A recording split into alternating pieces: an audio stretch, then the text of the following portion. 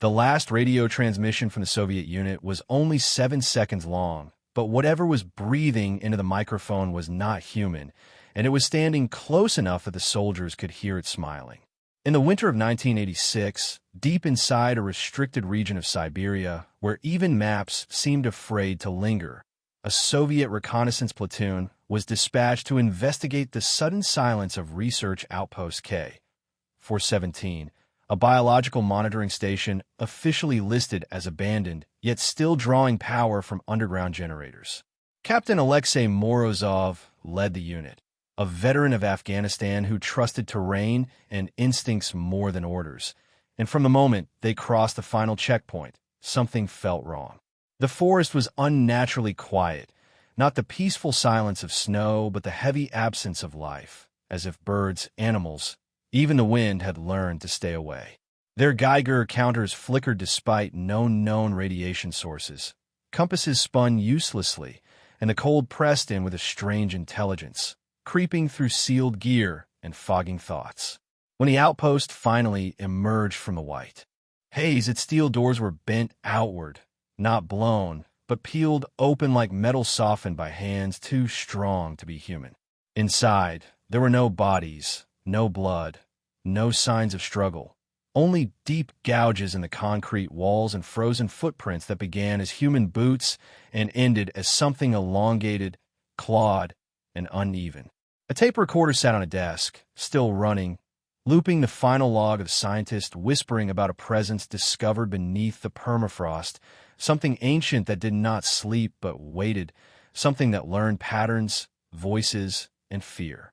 As Morozov ordered the men to secure the building, the radio crackled to life on its own, broadcasting a distorted version of his own voice calmly saying, "You shouldn't have come," even though his mouth had not moved, and that was when the temperature dropped so suddenly that frost exploded across the walls like shattered glass. When the first soldier turned around and saw his dead brother standing in the hallway, perfectly intact and softly calling his name, the unit realized Siberia had not buried its secrets, it had preserved them. Panic did not come all at once. It seeped in slowly, like the cold, as Private Leonid stepped into the corridor and froze, staring at a figure illuminated by flickering emergency lights, a man wearing his brother's face, his brother's uniform, even the old scar above the eyebrow, yet standing where no one should have been. The figure smiled gently and spoke in a familiar tone, recounting a childhood memory no one else could have known. And when Leonid reached out with shaking hands, Captain Morozov fired a warning shot that passed straight through the thing like mist before the corridor lights shattered simultaneously. Screams echoed as the darkness came alive with movement, shapes shifting just beyond vision, footsteps circling without rhythm, and voices whispering personal truths meant only to break resolve.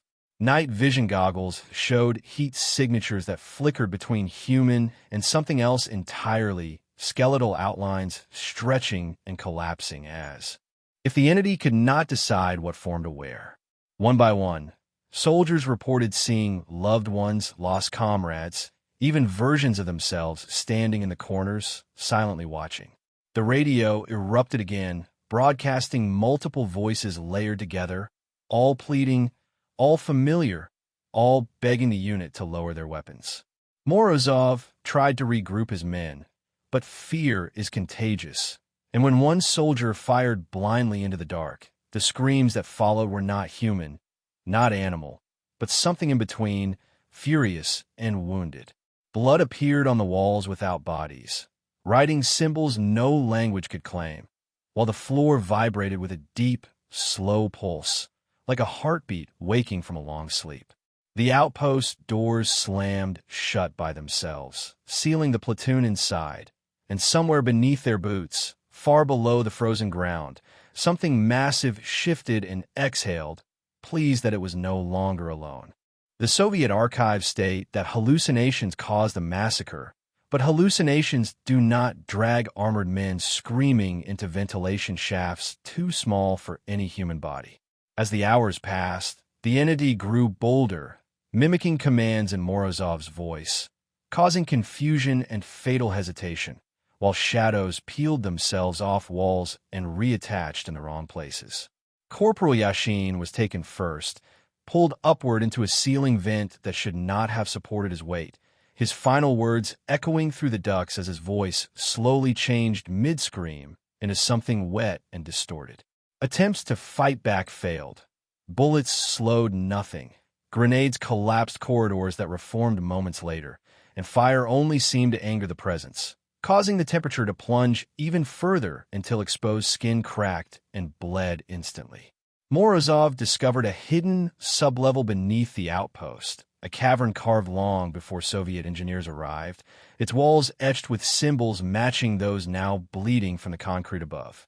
In the center lay a perfectly smooth pit descending into darkness, radiating warmth, the only warmth left, and surrounding it were the remains of early explorers, not scientists, but soldiers from different eras, uniforms spanning decades, all preserved in terror.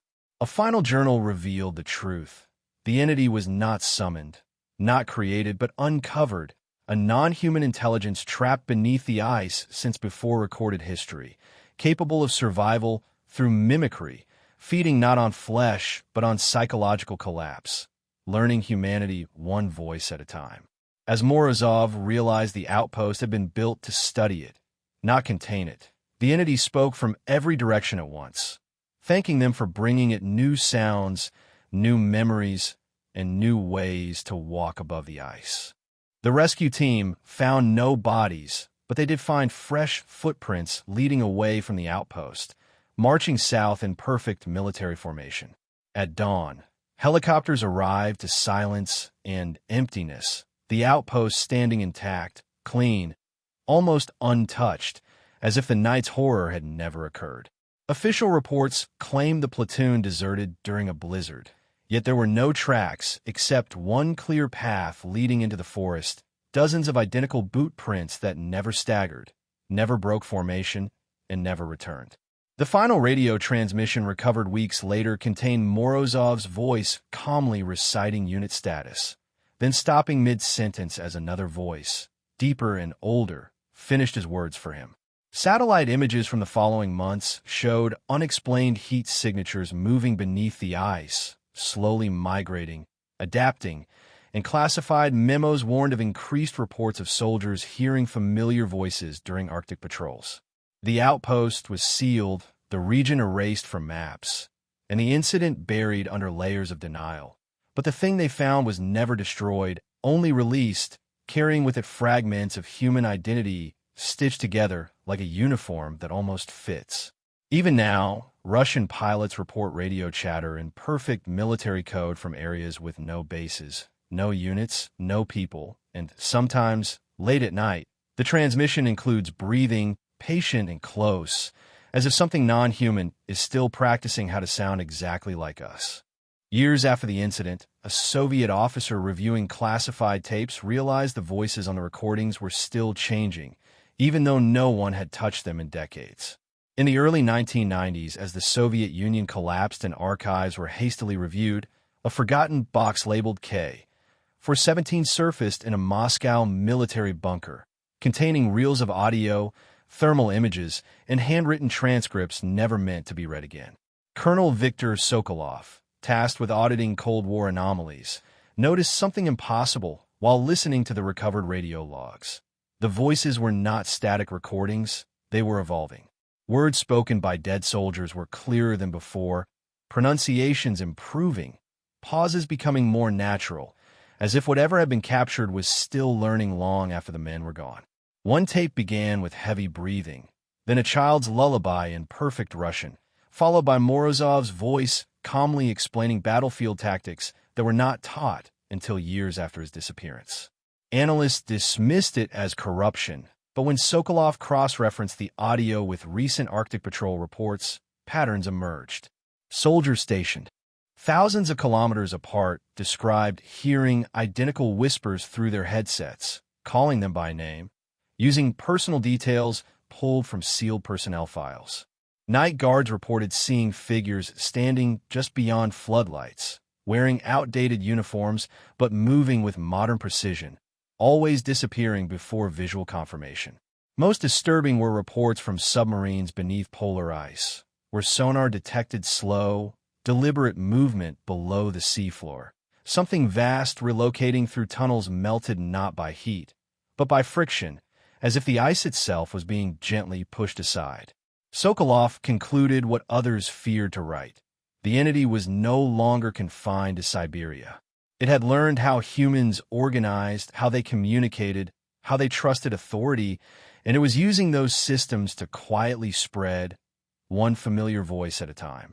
The final warning was ignored because it arrived disguised as a routine military briefing, delivered in a voice everyone recognized and trusted. In 1997, a classified joint Arctic exercise was abruptly canceled after multiple units received identical orders to relocate to coordinates that did not exist, transmitted in flawless command protocol, using the voices of their own superiors.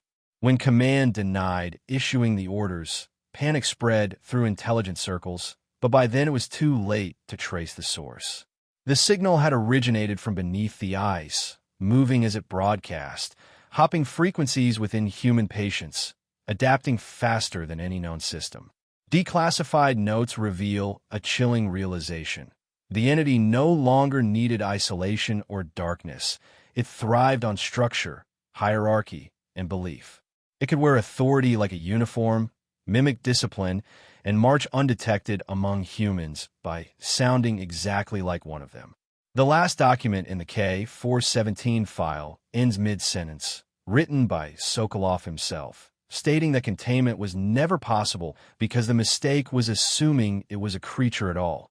It was a process, an intelligence shaped by observation, surviving by imitation, and humanity had unknowingly trained it for decades. Shortly after submitting the report, Sokolov vanished during a transit flight over the Arctic Circle. An air traffic control later recovered a calm transmission from his aircraft stating everything was normal, spoken in his voice, followed by a second voice repeating the message slightly better. Today, the region remains restricted, but the signals have never stopped. They blend into normal radio traffic, military chatter, emergency frequencies, always listening, always practicing. And if one night your radio clicks on by itself, and you hear a familiar voice calling your name, steady and calm, remember this. In Siberia, something learned how to sound human, and it never forgot.